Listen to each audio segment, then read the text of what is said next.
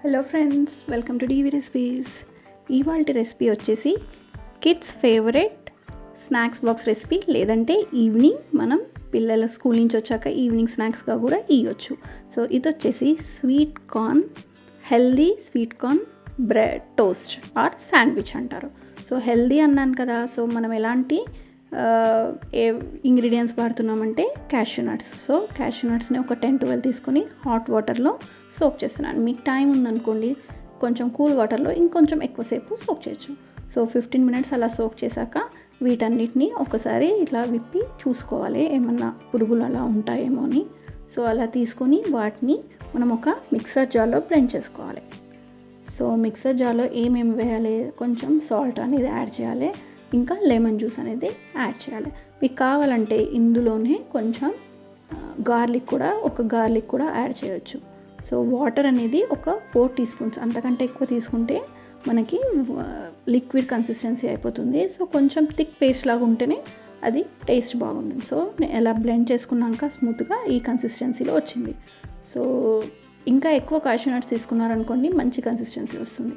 So ఇది వచ్చేసి sweet corn, boiled sweet corn, వాటిని కూడా కొంచెం చాప్ చేసుకున్నాను. ఒక 5 మినిట్స్ బాయిల్ చేసేసి మనం అలా చాపర్లో కొంచెం చాప్ చేస్తే అవి మంచిగా టేస్ట్ బాగా వస్తుంది దానిది.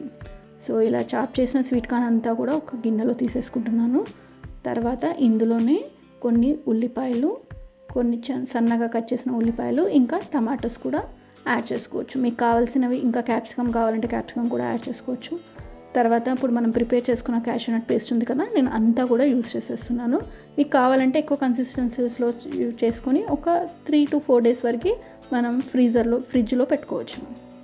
సో ఇలా చేసిన తర్వాత దీంట్లో కొంచెం టేస్ట్ ఇంకా ఎన్హాన్స్ అవ్వడానికి కొంచెం ఆరిగానో ఇంకా పెరి పెరి పౌడర్ మీకు కావాలంటే స్కిప్ కూడా చేసుకోవచ్చు ఇక్కడ.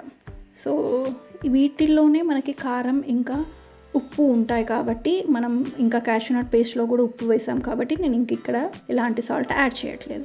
సో ఇదంతా కూడా మనము బ్రెడ్కి పెట్టేయాలమే. సో హెల్దీ వర్షన్ అన్నాం కాబట్టి బ్రెడ్ కూడా బ్రౌన్ బ్రెడ్ తీసుకున్నాను. సో బ్రౌన్ బ్రెడ్కి లైట్గా బటర్, ఇది వచ్చేసి హోమ్ మేడ్ బటర్ కాబట్టి వైట్గా ఉంది.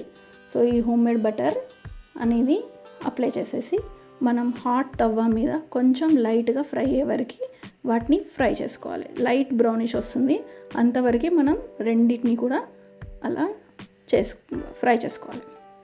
సో ఇలా లైట్ బ్రౌన్ వచ్చింది కదా, అలా అయిన దానిపైన మనం ఇప్పుడు ప్రిపేర్ చేసుకున్న వెజిటేబుల్ స్టఫ్ ఉంటుంది కదా, ఆ స్టఫ్ అనేది ప్లేస్ చేయాలి. ఇలా మొత్తం స్ప్రెడ్ చేసేసి మనకి కావాలంటే చీజ్, పిల్లలు కొంచెం చీజ్ అంటే ఎక్కువ ఇష్టపడతారు కాబట్టి నేను చీజ్ యాడ్ చేశాను. మీకు లేదు అంటే స్కిప్ కూడా చేయొచ్చు. ఇప్పుడు ఇంకొక బ్రెడ్ ఉంటుంది కదా మనం క్లోజ్ చేసేది, ఆ బ్రెడ్ని కొంచెం వేడి చేసి ఆ బ్రెడ్ పైన మనం చీజ్ పైన పెట్టామనుకోండి, చీజ్ అనేది ఫాస్ట్గా మెల్ట్ అయిపోతుంది. బ్రెడ్ అనేది కూడా మనకి మాడకుండా ఎక్కువసేపు పెట్టకుండా. ఇదంతా ప్రాసెస్ వచ్చేసి మనం లో ఫ్లేమ్లోనే చేయాలి. లో ఫ్లేమ్లో చేయడం వల్ల లోపల వరకు అండ్ అవుటర్ లేయర్ చాలా క్రిస్పీగాను, ఇంకా లోపల చీజ్ కూడా మెల్లగా మెల్ట్ అవుతుంది అనమాట. 2 సైడ్స్ మంచిగా మనం ఫ్రై చేసేసుకోవాలి.